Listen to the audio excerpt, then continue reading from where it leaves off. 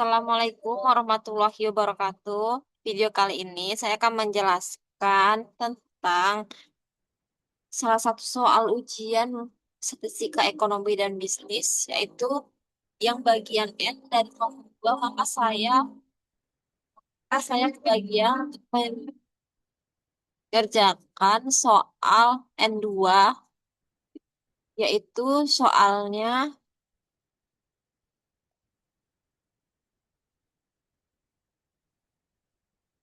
seorang manajer sumber daya manusia ingin mengetahui apakah ada hubungan antara gaji rata-rata karyawan dan kinerja perusahaan.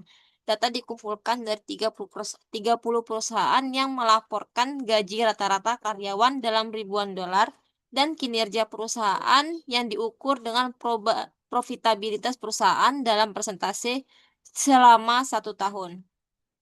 Berikut ini datanya, ada gaji rata-rata ribuan dolar, kinerja perusahaan dalam persentase profitabilitas. Itu ada 30 data.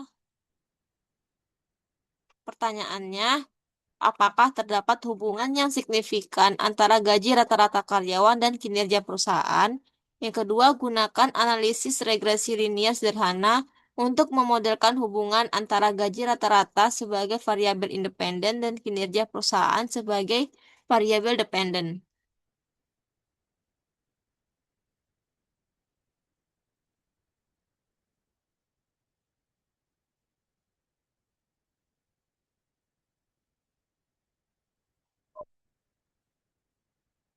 Ketiga, berapakah kinerja perusahaan yang diprediksi jika gaji rata-rata karyawan sebesar 85.000 dolar?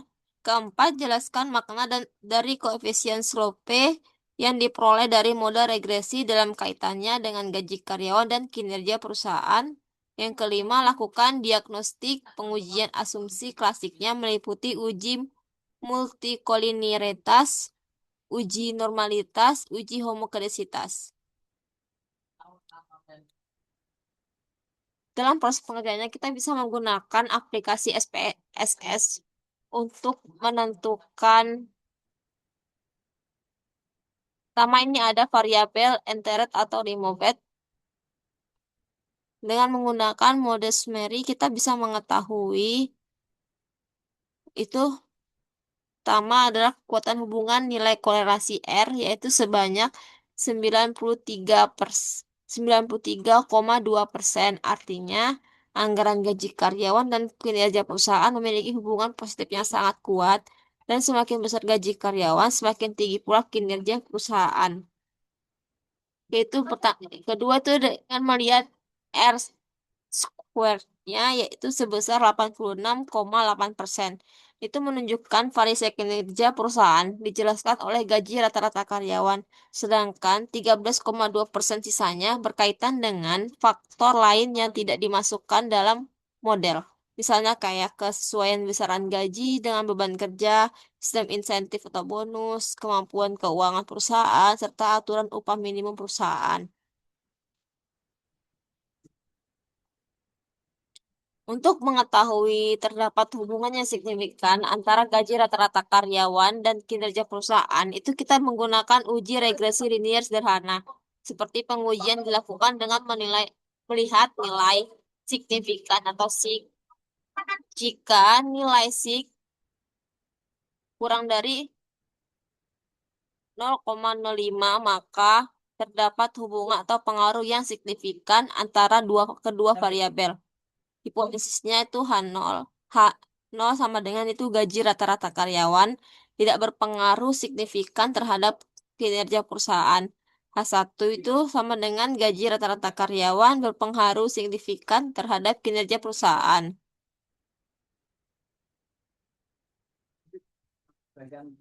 Berdasarkan hasil uji regresi variabel gaji rata-rata dalam ribu dolar memperoleh nilai T sebesar 13.581. Kita bisa lihatnya dari sini. Dengan nilai signifikansi sebesar 0,000.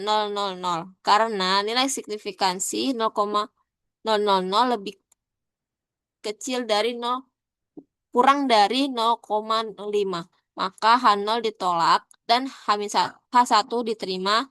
Dengan demikian, dapat disimpulkan bahwa terdapat hubungan yang signifikan antara gaji rata-rata karyawan dan kinerja perusahaan. Selain itu, nilai koefisien regresi sebesar 0,312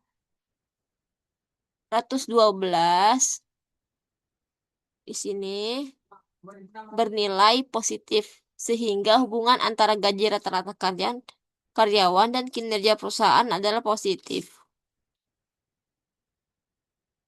Artinya, peningkatan gaji rata-rata karyawan cenderung diikuti oleh peningkatan kinerja perusahaan.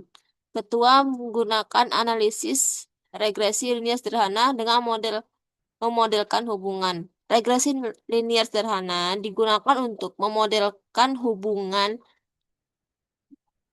antara gaji rata-rata itu X sebagai variabel independen dan kinerja perusahaan Y sebagai variabel dependen.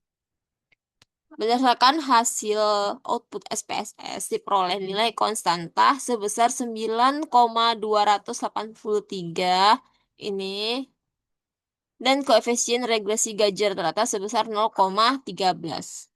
0,312. Dengan demikian, persamaan regresi linear sederhana dapat dituliskan sebagai berikut. Yang pertama, Y topi sama dengan 9,283 ditambah 0,312X dengan Y-nya sebagai kinerja perusahaan, X-nya gaji rata-rata, 9,283 sebagai konstanta, 0,312 sebagai koefisien regresi atau slope. Perusahaan tersebut menunjukkan bahwa apabila gaji rata-rata karyawan bernilai $0.000, maka kinerja perusahaan yang diprediksi sebesar 9,283%, maka kinerja perusahaan yang diprediksi sebesar 9,283%. Sementara itu, koefisien regresi sebesar 0,312 menunjukkan bahwa setiap peningkatan gaji rata-rata karyawan sebesar $1.000 diperkirakan akan meningkatkan kinerja perusahaan sebesar 0,312 poin persentase dengan asumsi faktor lainnya tetap. Selanjutnya, berapakah kinerja perusahaan yang diprediksi jika gaji rata-rata karyawan sebesar $85.000? Maka untuk memperoleh nilai prediksi kerja perusahaan ini, kita bisa menggunakan persamaan regresi, yaitu Y sama dengan 9,283 ditambah 0,312X.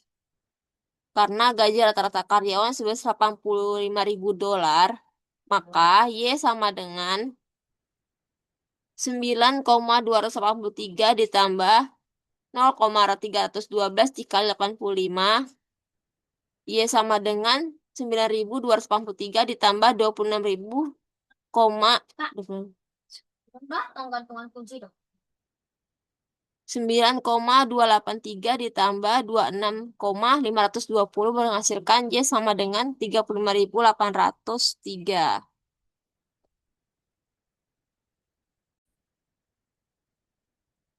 Dengan demikian, apabila gaji rata-rata karyawan sebesar $85.000, maka kinerja perusahaan yang diprediksi adalah sebesar 35,803%.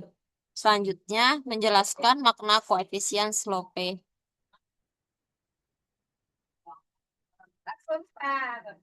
Koefisien slope atau koefisien regresi menunjukkan besarnya perubahan pada kinerja perusahaan akibat adanya perubahan pada gaji rata-rata karyawan.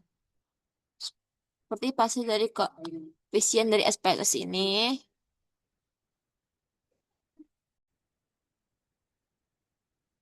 berdasarkan hasil regresi diperoleh nilai slope sebesar 0,312.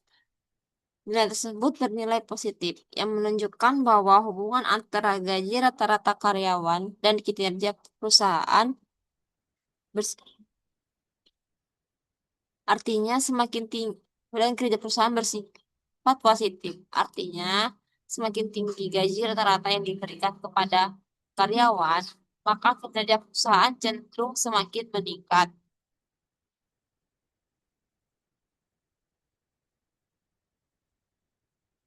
Secara lebih spesifiknya, nilai SLOPE sebesar 0,312 berarti bahwa setiap kenaikan $1.000 pada gaji rata-rata karyawan diperkirakan akan meningkatkan kinerja perusahaan sebesar 0,312 poin persentase. Sebaliknya, apabila gaji rata-rata karyawan mengalami penurunan sebesar $1.000, maka kinerja perusahaan diprediksi mengalami penurunan sebesar 0,312 poin persentase dengan asumsi faktor-faktor lainnya tetap. Demikian, koefisien slope 0,312 menunjukkan bahwa gaji rata-rata karyawan yang memiliki hubungan positif signifikan dengan kinerja perusahaan.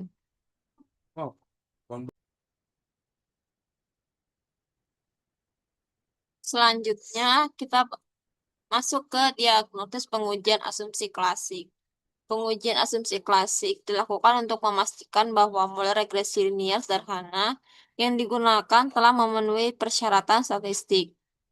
Pengujian dalam penelitian ini meliputi uji multikolinialitas, uji normalitas, dan uji homogenisitas. Pertama itu ada uji multikolinialitas, yaitu bertujuan untuk mengetahui apakah terdapat korelasi yang tinggi antara variabel independen dan model regresi.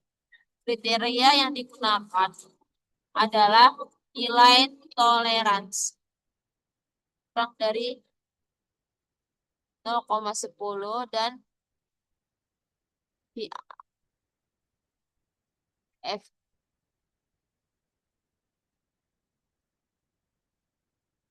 Y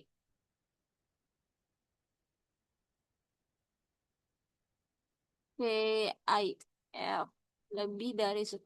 Apabila kedua kriteria tersebut terpenuhi, maka model dinyatakan tidak mengalami gejala multikolinialitas. Berdasarkan hasil pengujian variabel gaji rata-rata memiliki toleransi sebesar dari F F besar 1.000. Nilai toleransi tersebut lebih besar dari 0,10 dan nilai PIF lebih kecil dari 10. Dengan demikian, dapat disimpulkan bahwa tidak terdapat gejala multikoliniaritas dalam model regresi. Selain itu, model hanya memiliki satu variabel independen sehingga tidak terdapat masalah korelasi antar variabel independen. Selanjutnya, uji normalitas. Uji normalitas bertujuan untuk mengetahui apakah residual dalam model regresi berdistribusi normal. Dalam penelitian ini, pengujian dilakukan menggunakan Kolmogorov,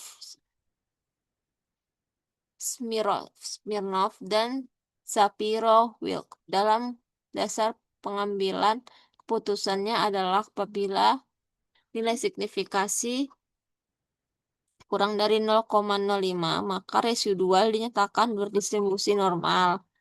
Seperti dari test of normality tersebut, kita mengetahui bahwa hasil uji Kolmogorov Smirnov diperoleh nilai signifikansi sebesar 0,200, sedangkan hasil uji Shapiro-Wilk menunjukkan nilai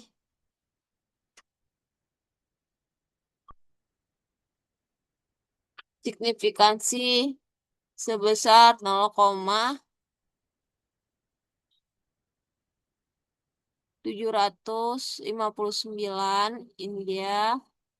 Kedua nilai tersebut lebih besar dari 0,05, yaitu 0,200 lebih kecil dari lebih besar dan 0, lebih besar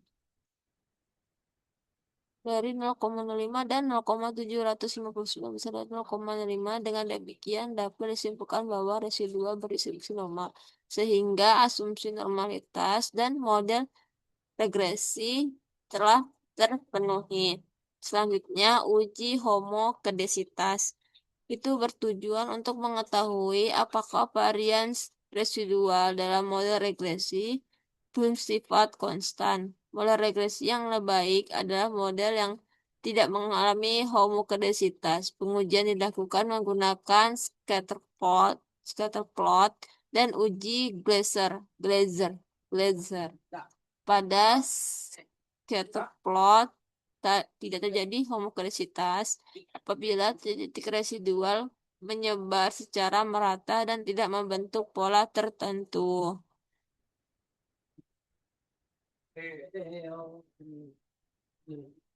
Seperti ini bentuk dari scatter plot itu.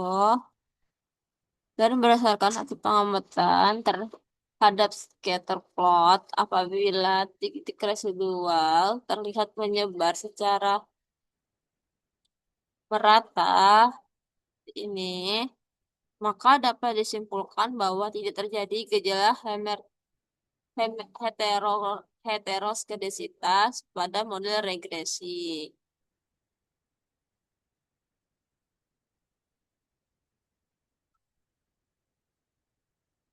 Berdasarkan hasil uji Glaser, variabel gaji rata-rata $1.000 memperoleh nilai signifikansi sebesar 0,739 ini